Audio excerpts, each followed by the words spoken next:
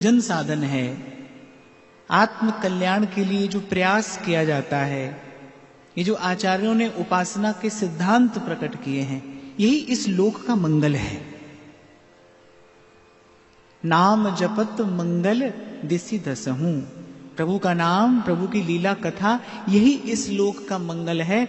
इसलिए ये जो भगवत कथा है, ये जो चिंतन है, ये जो वार्ता है, ये ना तो लोक रंजन के लिए है, ना लोक संग्रह के लिए है। भगवान की कथा तो लोक मंगल के लिए है। ये लोक मंगल है। कहीं भी कोई साधन करता है तो उससे केवल उसका नहीं, अपितु इस समग्र अस्तित्व का मंगल होता है। हमारे संतों ने इस बड़े सूक्ष्म सिद्धांत का दर्शन किया है, अनुभव किया है और इसकी प्रतिष्ठा की है।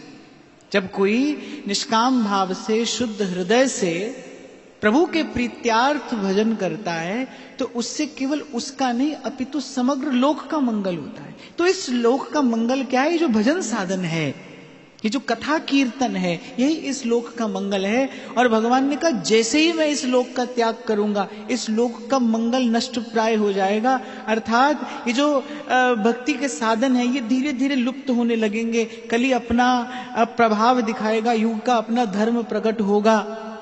और फिर एक और बात आगे भगवान कहते हैं, नमस्तव्यम त्वयैवेह मया त्यक्ते महीतले,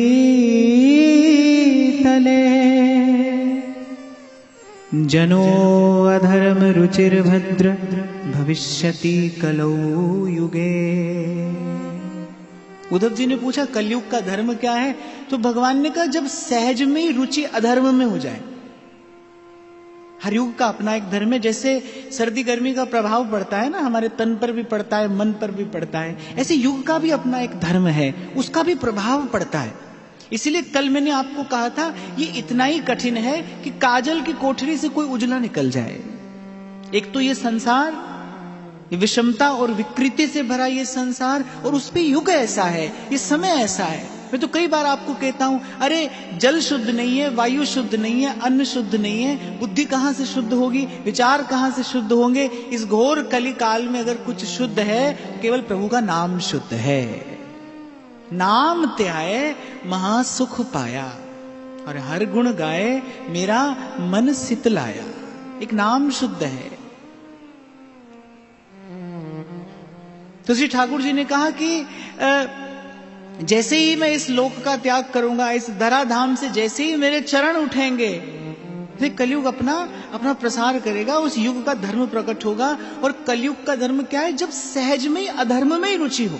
माने धर्म का कोई कार्य करने के लिए जब आपको बड़ा प्रयास करना पड़े। और आप देखिए, इसका अनुभव आप करिए, आज कोई किसी को थोड़ा सा जल भी पिलाता है ना, तो पुण्य बुद्धि से पिलाता है।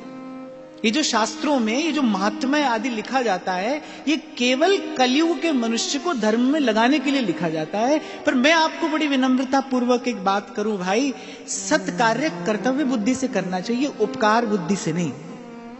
आप सत्कार्य करिए पर कर्तव्य बुद्धि से करिए। क्यों करें? क्योंकि हमको प्रभु ने करने योग्य बनाया है, इसलिए कर रहे हैं।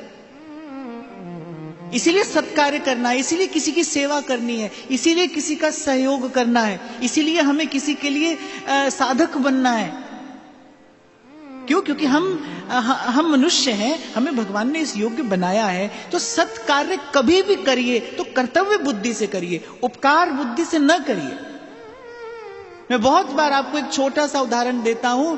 ये जो फल आपके हाथ में आज आया है ना, इसका वृक्ष कभी किसी ने लगाया था, तो उसका फल आज आपके हाथ में है। एक फल के लिए अपनी जेब से कुछ रुपया निकाल कर आप दे दें और आपको लगे कि आपने उसका मूल्य दे दिया, ऐसा है नहीं। प्रकृति का भी कुछ ऋण है हम पर, हमको उसे भी चुकाना है। तो किसी के लगाए पेड़ की छाया में हम बैठते हैं, उसका फल हम खाते हैं। तो ये उपकार नहीं, ये हमारा कर्तव्य है कि किसी के लिए हम भी पेड़ लगा दें, किसी के लिए हम भी वृक्ष लगा दें। और जिसके जीवन में परोपकार नहीं है, जिसके जीवन में ये परोपकार की निर्मल विमल भावना नहीं है, संत कहते भाई वो मनुष्य कहलाने योग्य नहीं है। धर्म की अनेक अनेक परिभाषाएं, व्याख्याएं आपको कहने सुनने को मिल जाएंगी, पर गोस्वामी जी की एक बात मुझे बड़ी प्रिय लगती है। गोस्वामी जी बड़े सरल शब्दों में कह देते हैं, परहित सरस धर्म नहीं भाई,